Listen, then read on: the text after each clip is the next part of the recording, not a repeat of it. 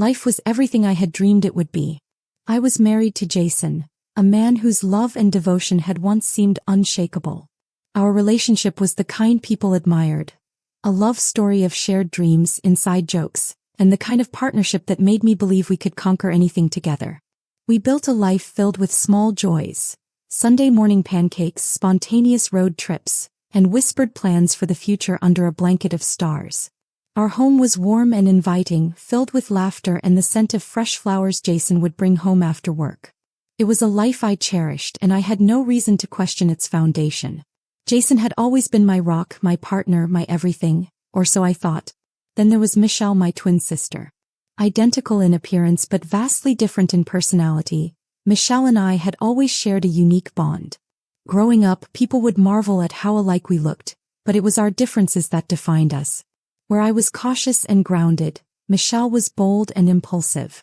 She had a knack for drawing people in with her magnetic charm, her laugh infectious and her energy captivating. I admired her, even envied her at times, but our relationship wasn't without its complexities. Beneath the surface of sisterly affection lay an unspoken rivalry, one that had simmered quietly for years.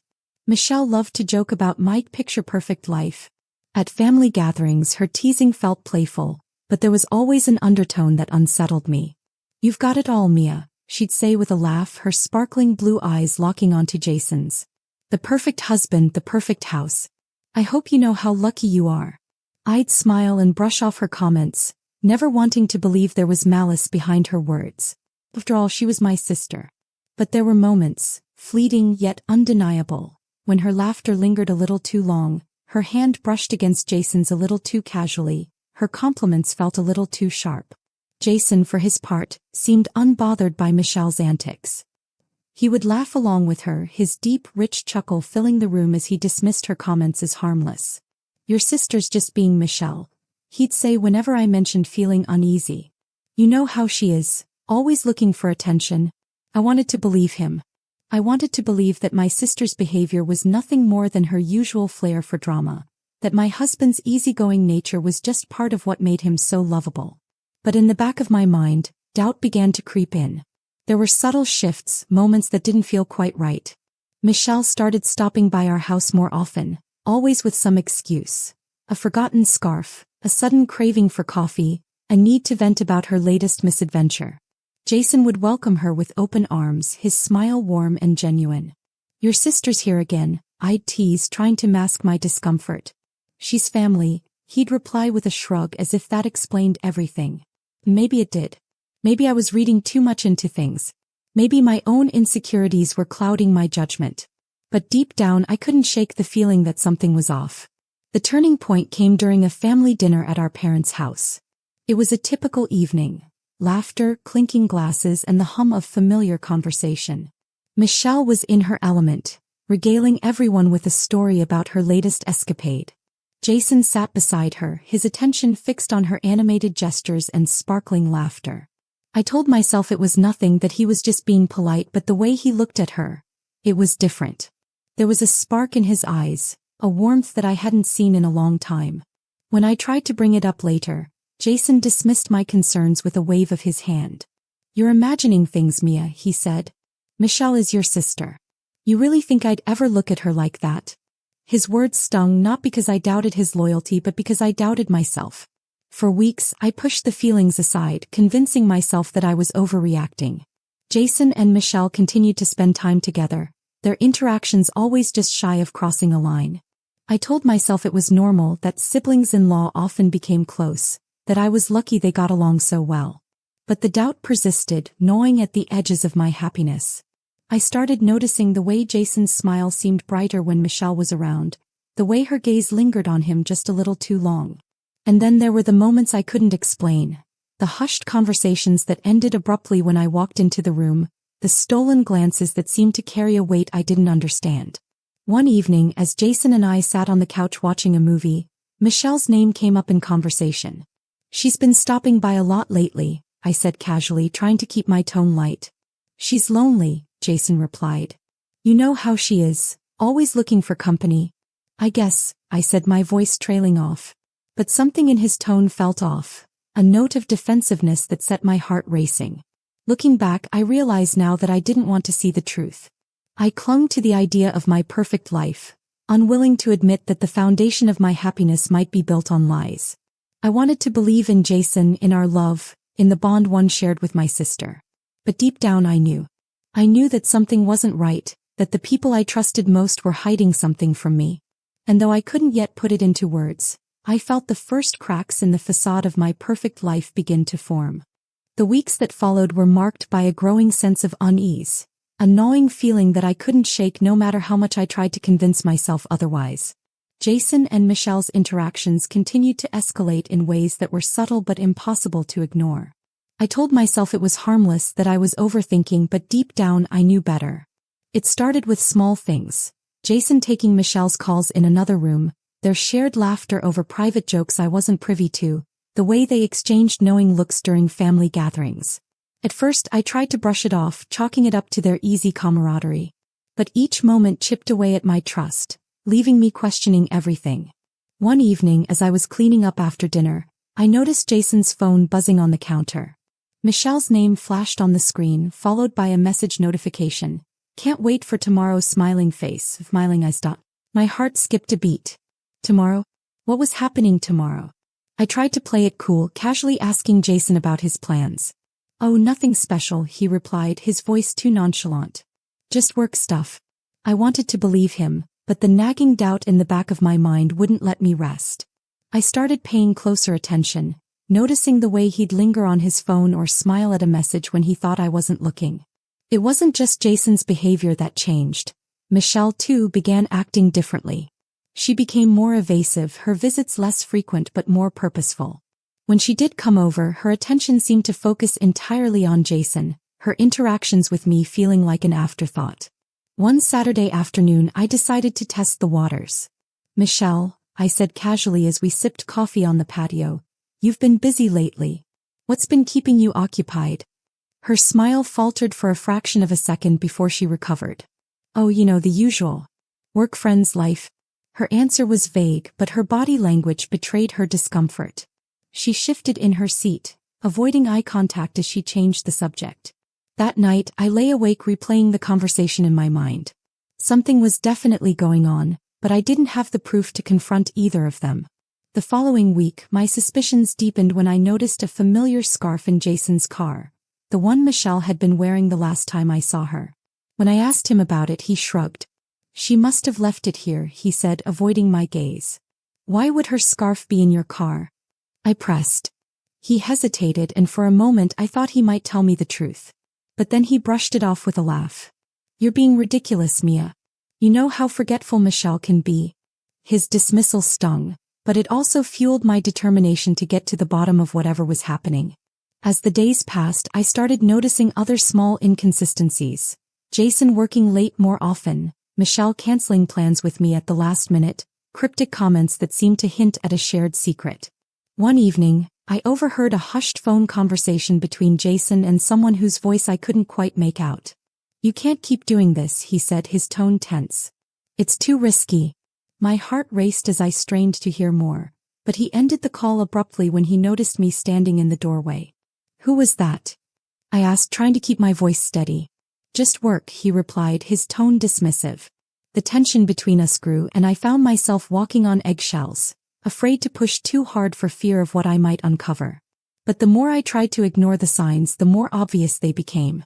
Michelle's name came up more and more in our conversations, Jason always quick to defend her whenever I voiced my concerns. You're overthinking things, he'd say. Michelle's your sister. She'd never do anything to hurt you. But his reassurances rang hollow, and I couldn't shake the feeling that I was being lied to. One night, unable to sleep, I decided to check Jason's phone while he was in the shower. My hands trembled as I scrolled through his messages, searching for something, anything, that would confirm my suspicions.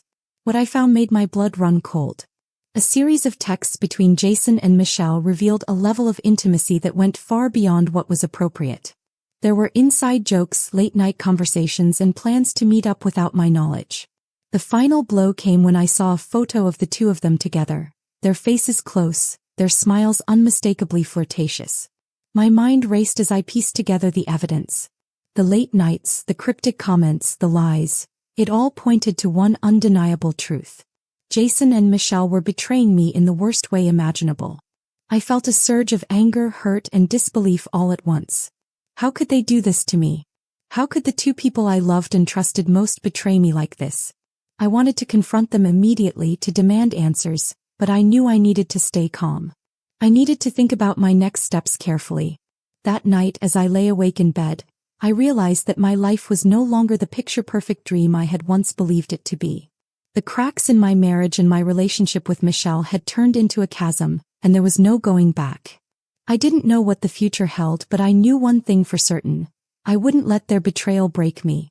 The weight of what I had discovered consumed me, but I knew I couldn't stay silent forever.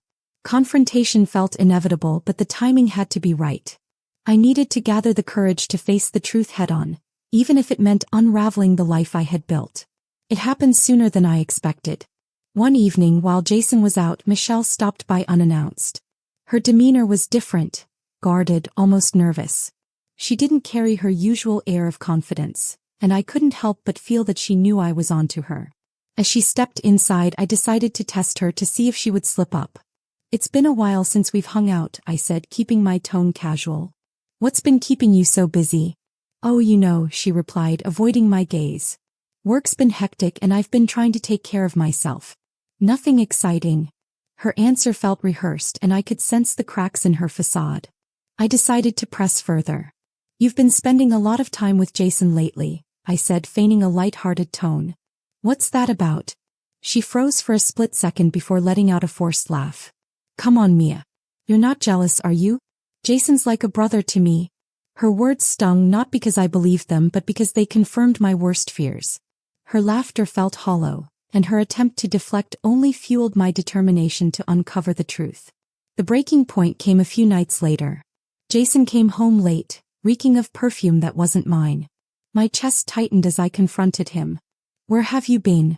I demanded, my voice trembling. "At work," he replied too quickly, his tone defensive. "Don't lie to me, Jason," I said, my eyes narrowing.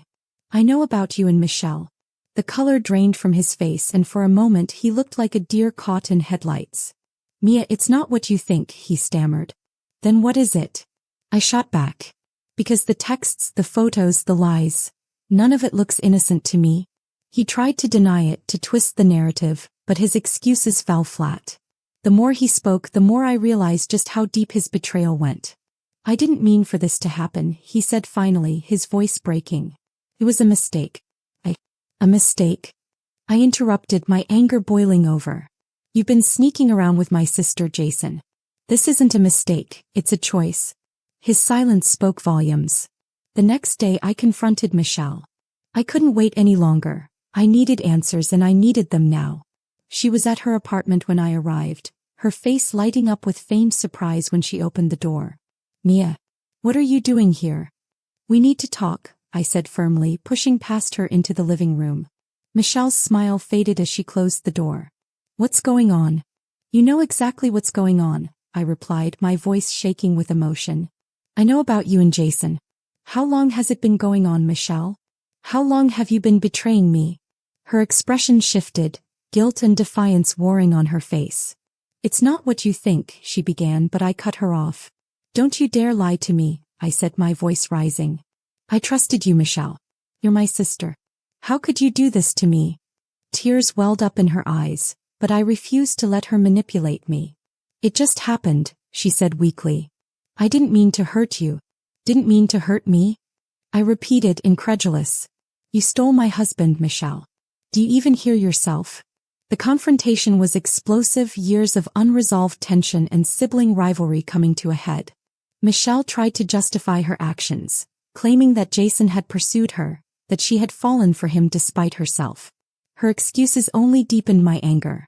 "You had a choice," I said, my voice breaking. "You could have walked away, but you didn't. You betrayed me and you destroyed our family."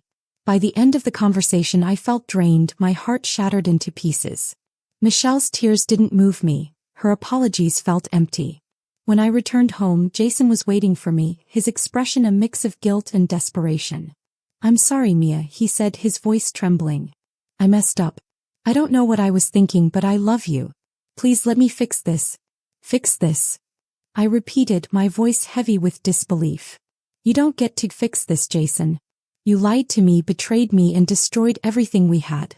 There's no going back from this. He fell silent, and for the first time I saw the full weight of his regret. But it was too little too late. That night, as I lay in bed alone, the reality of my situation hit me like a wave. My husband, the man I had built my life with, had betrayed me in the worst way possible. My sister, the person who was supposed to have my back no matter what, had done the same. I felt like a stranger in my own life, the foundation of everything I had known crumbling beneath me. But even in the depths of my pain, I made a promise to myself. I wouldn't let their betrayal define me. I would find a way to move forward, to rebuild, and to reclaim my life. The morning after the revelations, I woke up with a pounding headache and a heart heavy with betrayal. The weight of knowing that two of the closest people in my life had stabbed me in the back was almost too much to bear. But I knew I couldn't avoid the inevitable. It was time to confront them both together. I arranged a meeting at our house. Jason hesitated when I told him, but I didn't leave room for negotiation. Michelle needs to be here too, I said firmly. The lies end today. When Michelle arrived, the tension in the air was palpable. She avoided my gaze, her usual confident demeanor replaced by nervous fidgeting.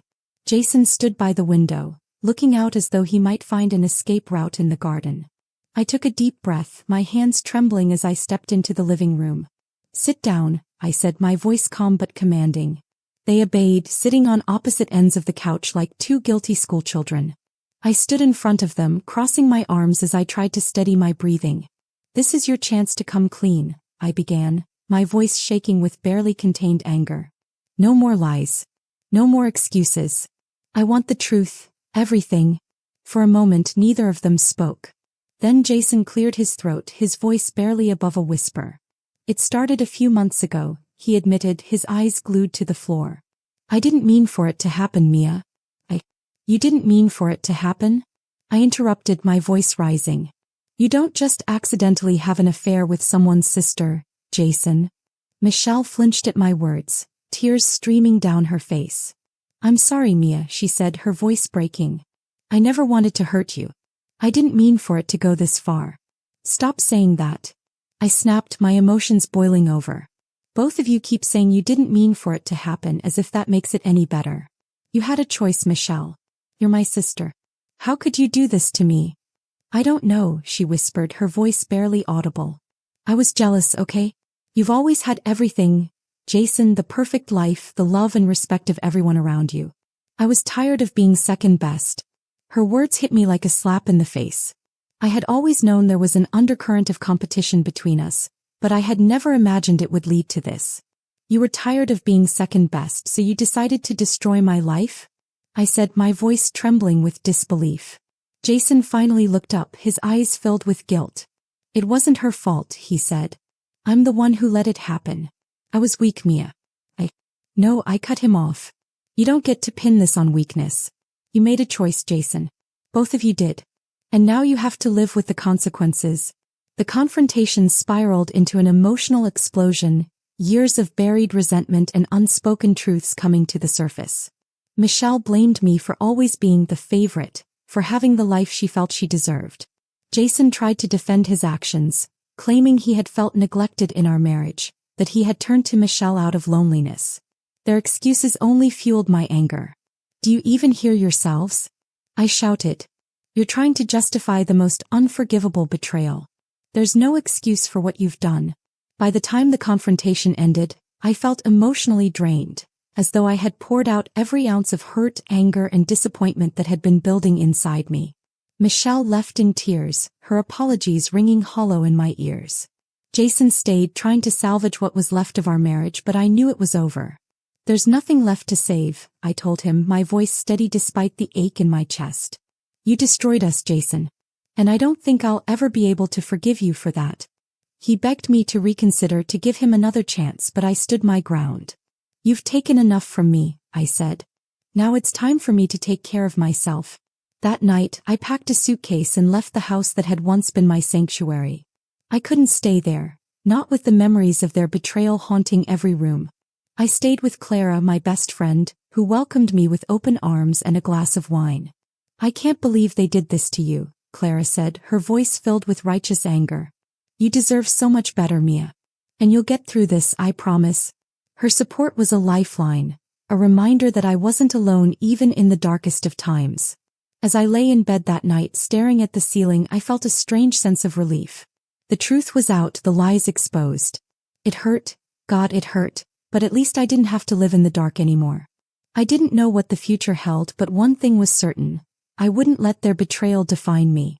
I would rebuild my life piece by piece and prove to myself, and to them, that I was stronger than they ever imagined. Leaving my home felt like leaving behind a piece of my heart, but it also marked the beginning of a journey I never thought I'd take. For the first time in years I was alone, not as a wife, not as a sister, but as Mia. It was terrifying and liberating all at once. At Claire's apartment, I began the slow process of rebuilding.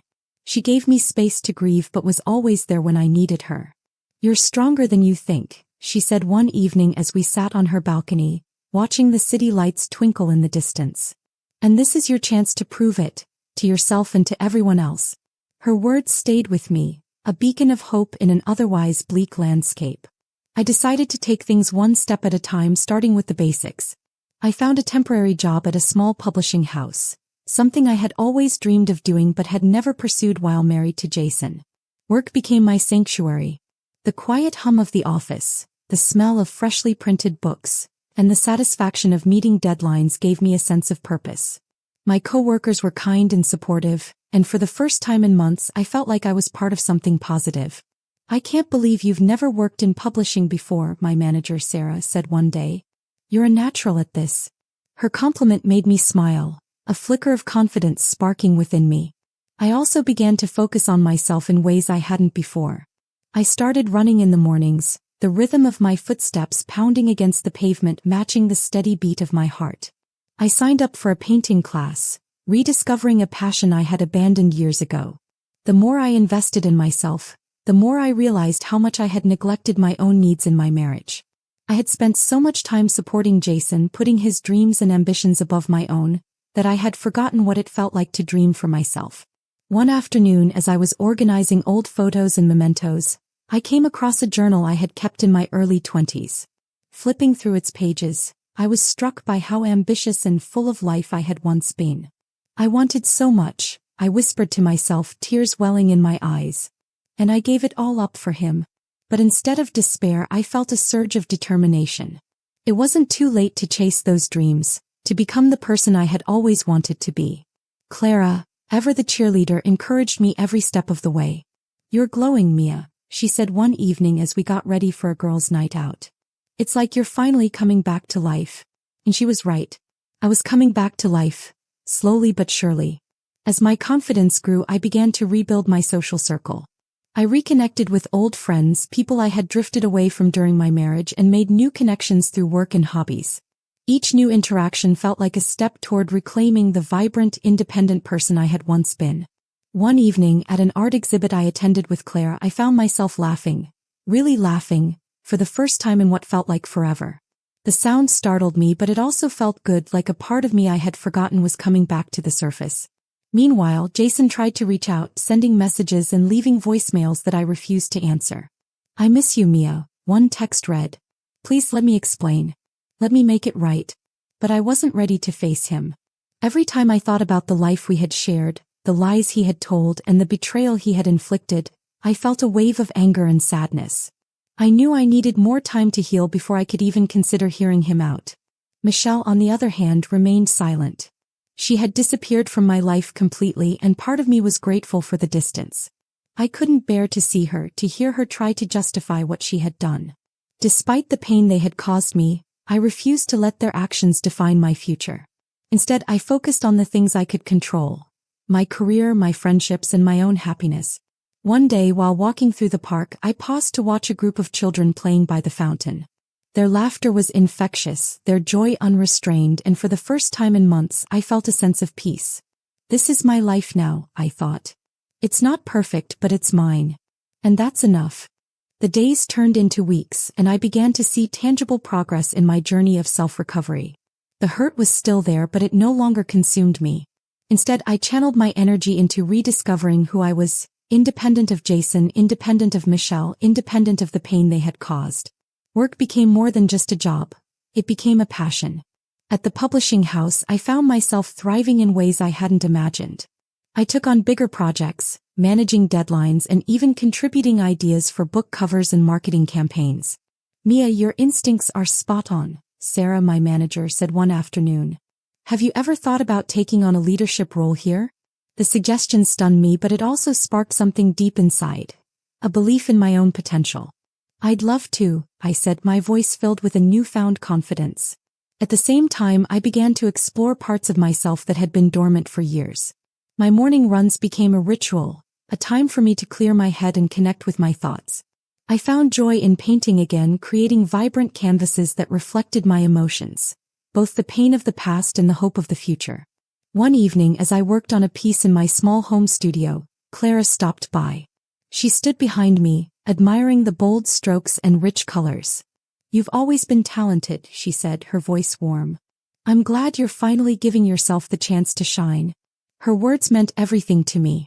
Socially, I began to blossom as well. I attended networking events, art exhibits, and even joined a book club where I met people who shared my interests. I was no longer just Mia, the wife, or Mia, the sister. I was Mia, an independent woman carving out her own path. It wasn't always easy. There were moments when the weight of loneliness threatened to pull me back into the darkness. Nights when I would lie awake, replaying the betrayal in my mind, wondering how I had missed the signs. But each time I reminded myself of how far I had come and how much further I wanted to go. One of the most significant breakthroughs came during a therapy session. My therapist, Dr. Lillian, had been guiding me through the murky waters of grief and anger, helping me find clarity in the chaos. You've spent so much of your life taking care of others, she said during one session. It's time to take care of yourself. What do you want, Mia? Not what others expect of you, what do you truly want?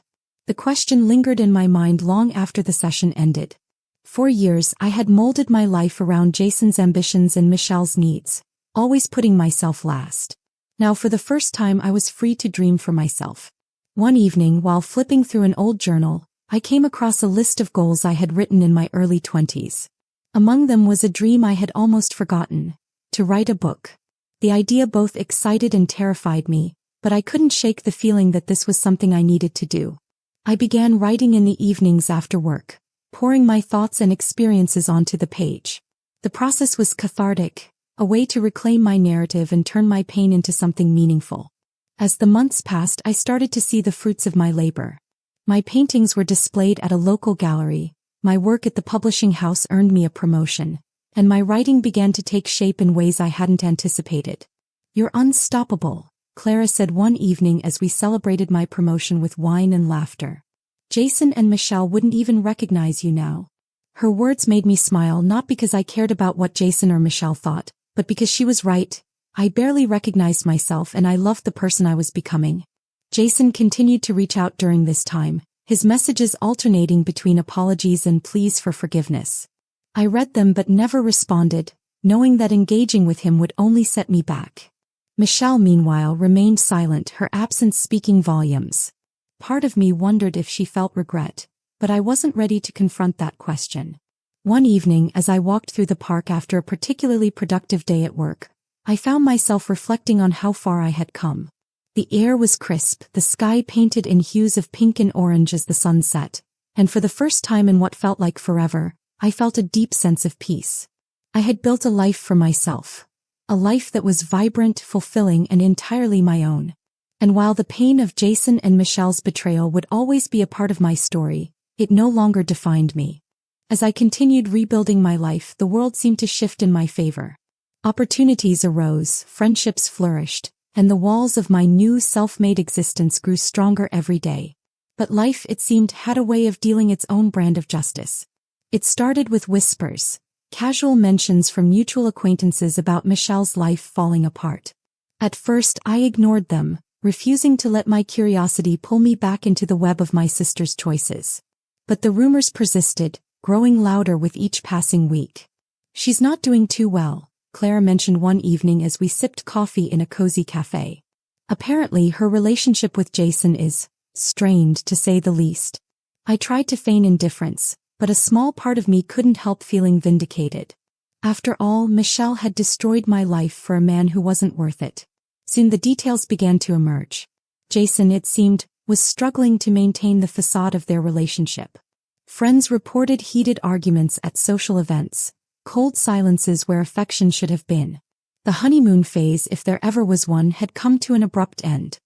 "He's pulling the same stunts he pulled with you," Clara said with a knowing look. "Working late, being evasive, acting distant. Looks like karma caught up with them." The thought filled me with a strange mix of satisfaction and sadness. While I didn't wish Michelle harm, I couldn't deny the poetic justice of their unraveling relationship. One evening, while scrolling through social media, I came across a post from a mutual friend, a group photo from a dinner party. There in the background was Jason sitting far from Michelle, his expression tense and disengaged.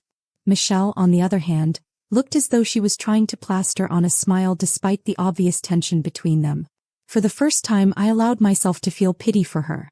She had thrown away our bond, our history, for a man who clearly couldn't give her the stability or love she craved. The breaking point came a few weeks later. Michelle showed up at my apartment, her eyes red from crying and her usually confident demeanor shattered. "Mia," she said, her voice trembling, "can we talk?" I stared at her for a long moment, unsure of how to respond. Part of me wanted to slam the door in her face, to remind her of everything she had taken from me. But another part of me, the part that still remembered the bond we once shared, couldn't turn her away. Reluctantly, I stepped aside and let her in. She sat on my couch, wringing her hands as she tried to find the words.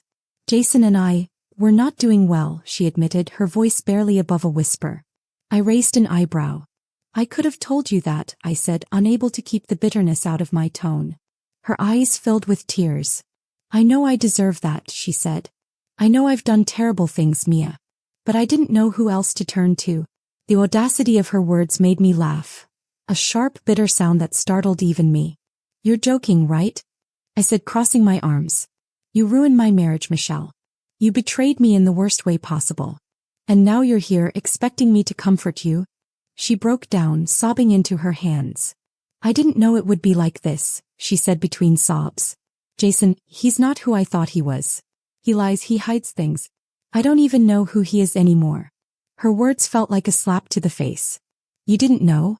I said, my voice rising. "Michelle, I tried to warn you. I tried to tell you who he really was, but you didn't listen. You thought you were special, that he'd treat you differently. And now you're learning the hard way." She looked up at me, her tear-streaked face filled with regret. "I'm so sorry, Mia," she said. "For everything. I've lost him and I've lost you.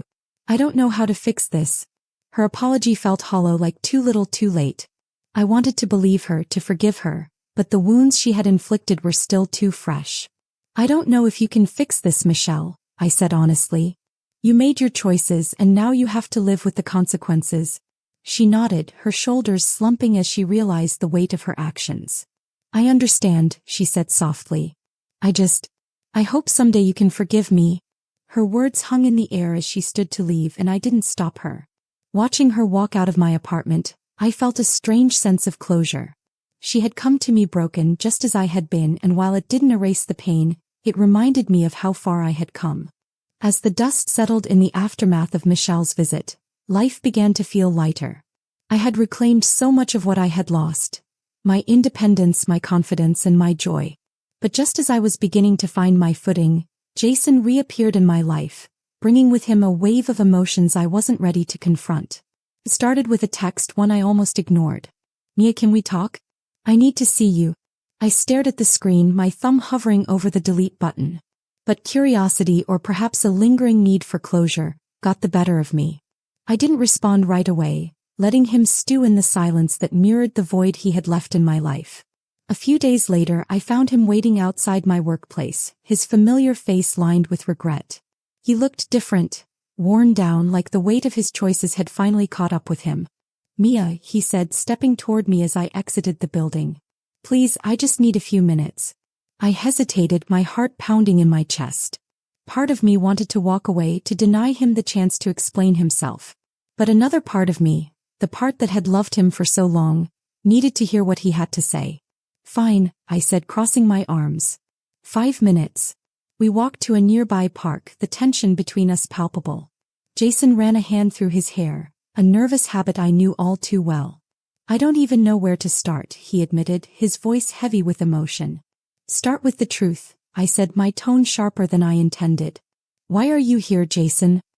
He looked at me, his brown eyes filled with something I hadn't seen in a long time, genuine remorse. I made a mistake, he said quietly. I thought I was unhappy, that I wanted something different. I was wrong. I was so wrong, Mia. I crossed my arms tighter, guarding myself against his words. You betrayed me, Jason. You broke my trust in the worst possible way. Do you really think you can just say you're sorry and expect everything to be okay? No, he said quickly. I don't expect that. I need you to know how much I regret everything. I've lost you, I've lost us, and it's killing me. His words hung in the air, and for a moment, I felt a pang of the love I had once felt for him. But it wasn't enough, not after everything he had done. What happened with Michelle? I asked, my voice steady despite the storm raging inside me. Jason sighed, his shoulders slumping. It ended, he said simply. It was never real, Mia. I think we both knew that. He wanted something I couldn't give, and I wanted something that wasn't mine to take. His admission should have brought me some sense of satisfaction, but instead, it left me feeling hollow. And now you're here because you're lonely? I said bitterly. No, he replied, his voice firm. I'm here because I miss you. Because I realized too late how much you mean to me. You're the best thing that ever happened to me, Mia, and I threw it all away. I took a deep breath, trying to steady my emotions. Do you even understand what you did to me? I asked, my voice trembling. You didn't just betray me, Jason. You made me question everything. My worth, my instincts, my entire life. I know, he said, his voice breaking. And I hate myself for it. But I also know that I can't change the past. All I can do is tell you how sorry I am and hope that maybe one day you can forgive me. Forgiveness. The word felt heavy, almost insurmountable. I don't know if I can forgive you, Jason, I said honestly. And even if I could, it wouldn't mean things could go back to the way they were. Too much has happened. I'm not the same person I was before. I don't want things to go back to the way they were, he said. I want to start over, to be better. For you, for us. If you'll let me. His words were earnest, his eyes pleading, but I wasn't ready to make any promises. I need time, I said finally. Time to figure out what I want and what I deserve. As we parted ways, I felt a mix of emotions, anger, sadness, and a sliver of hope. Jason's regret was real, but it didn't erase the pain he had caused. I wasn't sure if I could ever let him back into my life, but one thing was certain. I was in control now. For the first time, I wasn't the one chasing after someone else's love or approval. I was choosing myself, and that felt more powerful than anything Jason could ever say. Jason's plea for forgiveness lingered in my mind for days. His words had been heartfelt, his regret palpable, but the wounds he had left behind were still raw. Every time I thought about his betrayal, a familiar ache returned, reminding me of how far I had come without him.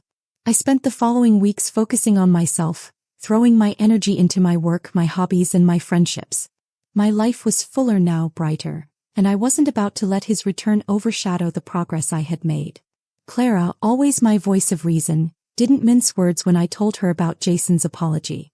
He's sorry now because he lost the best thing that ever happened to him, she said over coffee one afternoon. But don't let his regret pull you back into the past, Mia. You've built something amazing for yourself. Don't let him take that away. Her advice stuck with me, a mantra I repeated to myself whenever doubt crept in. Still, Jason didn't give up. He sent me flowers at work, left voicemails filled with apologies, and even wrote me a letter. A long, heartfelt explanation of his mistakes and a promise to change. I don't expect you to take me back, he wrote. I just want you to know how much I regret hurting you, how much I miss the life we had together. You were my everything, Mia, and I threw it all away. I'm so sorry. The letter was beautifully written, but it didn't move me the way he might have hoped. It felt too late, like a bandage being offered for a wound that had already scarred over. One evening, Jason showed up unannounced at a gallery opening where one of my paintings was on display. He stood at a distance, watching me as I mingled with guests, his presence a shadow I couldn't ignore. When I finally approached him, he looked nervous, his hands shoved into his pockets. I didn't mean to intrude, he said quickly. I just wanted to see you, see how well you're doing. Well, now you've seen, I replied, my voice cool but not unkind. And I am doing well, Jason. Better than I ever thought I could. He nodded, his eyes filled with a mix of pride and sadness. You're incredible, Mia, he said. You always have been. I just wish I had realized it sooner. His words hung in the air, but I didn't let them sway me. Jason, I appreciate your apology, I said, keeping my tone steady. But what we had is in the past. I've moved on and you need to do the same. For a moment he looked like he might argue, but then he nodded, his shoulders slumping in defeat. I understand, he said softly. I just wanted you to know how sorry I am. Watching him walk away that night, I felt a strange sense of closure. His regret was genuine, but it didn't change the fact that I deserved better. Better than the lies, the betrayal, and the heartbreak he had brought into my life. As I turned back to the crowd, a wave of relief washed over me. I had faced him, stood my ground, and refused to let his regret pull me back into the past. Later that evening, as I celebrated the success of the gallery opening with Clara and a few new friends, I felt a deep sense of pride in myself. I had come so far, overcome so much, and reclaimed my life in ways I never thought possible. You're glowing, Clara said with a grin. I hope Jason saw exactly what he gave up tonight. Her words made me laugh, but they also struck a chord. Jason had given me up, but in doing so he had given me something far more valuable. The chance to rediscover myself. In the days that followed, I found myself thinking less and less about Jason and Michelle. They were chapters in my life that I had closed, lessons I had learned, but they no longer held power over me. I was free to chase my dreams, to embrace new opportunities, and to live a life that was entirely my own. And for the first time in years I felt truly at peace. As I moved forward, life continued to surprise me in ways I hadn't anticipated. While I was content building my own happiness, the universe seemed intent on reminding me that love wasn't completely out of reach. It started innocently enough. During one of my morning runs at the park, I stumbled, quite literally, into someone. I had been too lost in thought to notice the man jogging toward me until it was too late. We collided and I landed awkwardly on the grass. Oh my gosh, I'm so sorry, he said, extending a hand to help me up. I looked up to see a man in his mid-30s, his dark hair slightly tousled and his hazel eyes filled with concern. He was dressed in a simple running shirt and shorts, his athletic build suggesting he was no stranger to the trail. It's okay, I replied, brushing myself off as I took his hand. I wasn't paying attention either. He introduced himself as Ethan, a graphic designer who lived nearby. We exchanged pleasantries before going our separate ways, but the brief encounter lingered in my mind. There was something about his easy smile and warm demeanor that stayed with me long after I had finished my run. A few days later I ran into him again, this time at a local cafe. He spotted me first, waving from across the room before making his way over. Fancy seeing you here, he said with a grin. I owe you a coffee for knocking you over the other day. I laughed, surprised by his charm. I think I was just as much at fault, I replied. But I'll take that coffee if you're offering. Over the next few weeks, Ethan and I began to see more of each other. It started with casual coffee dates and evolved into long conversations about our lives, our dreams, and our shared love of art. He was refreshingly honest and kind, his energy a stark contrast to the chaos I had endured with Jason. He didn't try to rush anything, giving me the space to navigate my feelings while still being a steady presence in my life. One evening, as we strolled through the park under a canopy of stars, Ethan turned to me with a thoughtful expression. You've been through so much, Mia, he said softly. But you've come out stronger for it. That's something to be proud of. His words touched something deep inside me, a part of me that had longed for validation and understanding. Thank you, I said, my voice barely above a whisper. He smiled, his hazel eyes meeting mine. I mean it. You're incredible, Mia. And I'd be lucky just to be a part of your life. For the first time in what felt like forever, I allowed myself to open up. I shared my story with Ethan. The heartbreak, the betrayal, the journey of rebuilding myself piece by piece. He listened without judgment, his presence a comforting balm to old wounds. You deserved so much better, he said when I finished. But I'm glad you found your way back to yourself. And if you ever feel ready, I'd love to be part of your story. His words left me speechless, but they also filled me with a sense of hope I hadn't felt in years. As time went on, our connection deepened. Ethan was patient, never pressuring me to move faster than I was ready for. He encouraged me to chase my dreams, to embrace the life I had built, and to continue growing into the person I wanted to be. With him I felt safe.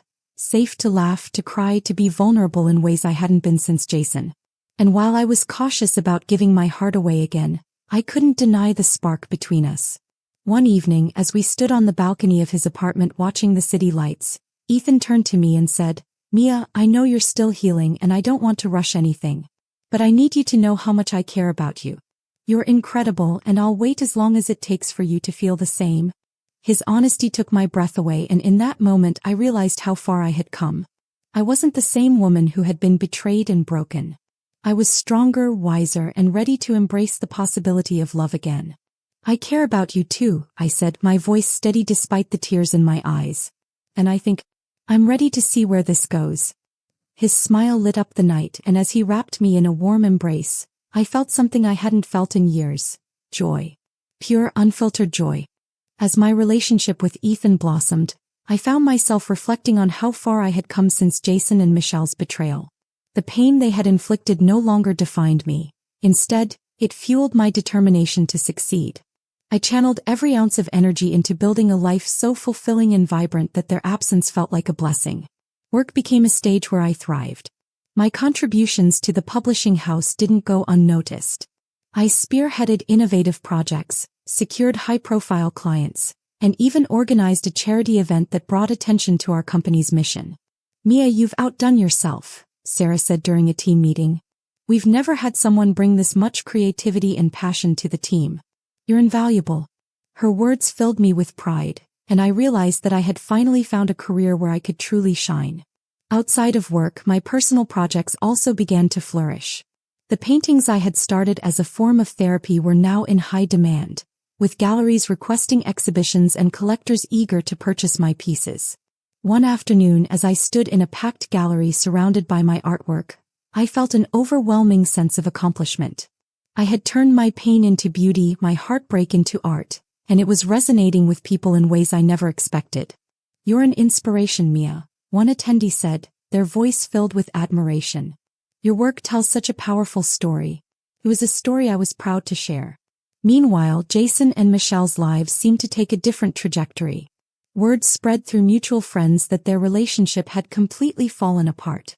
Jason had left Michelle, citing irreconcilable differences, and Michelle had been forced to move back in with our parents. "She's a shadow of who she used to be," Clara said one evening as we sipped wine on her balcony. "And Jason? He's drowning in regret. It's almost poetic, don't you think?" I didn't revel in their misfortune, but I couldn't deny the satisfaction of knowing that karma had played its part. One day I crossed paths with Jason at a networking event. It was the first time I had seen him in person since our emotional conversation in the park, and the sight of him brought a flood of memories. But instead of the heartbreak I once associated with him, I felt nothing but indifference. "Mia," he said, approaching me hesitantly. "You look incredible." "Thank you," I replied politely, keeping my tone neutral. We exchanged pleasantries, but it was clear that he was searching for something. An opening, a chance to reconnect. "I've been following your work," he said after a pause. "It's amazing what you've accomplished.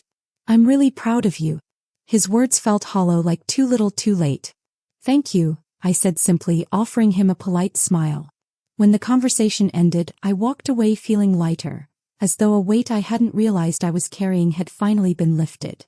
Seeing Jason reminded me of how far I had come and how much I had grown.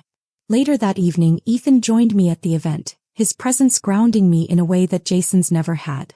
"You handled that well," he said after I told him about the encounter. "I don't think he knows what to do with himself," I replied with a shrug. "But that's not my problem anymore." Ethan smiled, wrapping an arm around my shoulders. "No, it's not. You've moved on, Mia. And you've built something amazing." My success became a beacon of my resilience, a reminder that I was capable of overcoming anything life threw my way. Whether it was through my art, my career, or my relationships, I had proven to myself, and to those who doubted me, that I was so much more than the betrayal I had endured. As my life flourished, I found myself letting go of the anger and resentment that had once consumed me. Jason and Michelle were no longer my focus. They were a chapter of my past, one that had taught me invaluable lessons but no longer held power over me. The day I realized I was truly free from my past was unremarkable in its simplicity. It was a sunny afternoon and I was walking through the park with Ethan. The world around us was alive with the sounds of children laughing, dogs barking, and the faint hum of conversation. For the first time in years I felt a deep sense of peace. Peace with who I was, where I was, and how far I had come. Ethan squeezed my hand as we stopped by a fountain, the sunlight dancing on the water's surface. "You seem happy," he said, his hazel eyes searching mine. "I am," I replied, smiling up at him. "I never thought I'd get to this place, but I'm here." He nodded, his smile warm and full of pride. "You've worked hard for this, Mia. You deserve every bit of it." His words filled me with gratitude, not just for him but for the journey that had brought me here. My life was far from what I had imagined years ago, but it was better in ways I couldn't have predicted. I had a career that fulfilled me, friendships that supported me, and a love that nurtured me.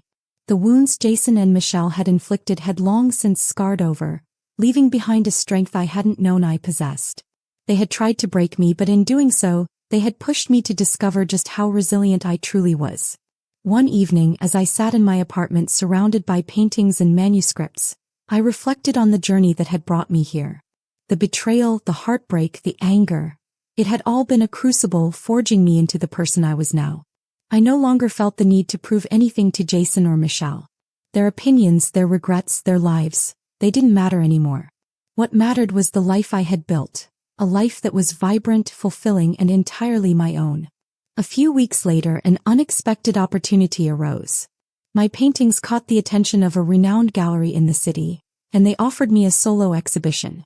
It was a dream come true, a chance to share my journey with the world through my art.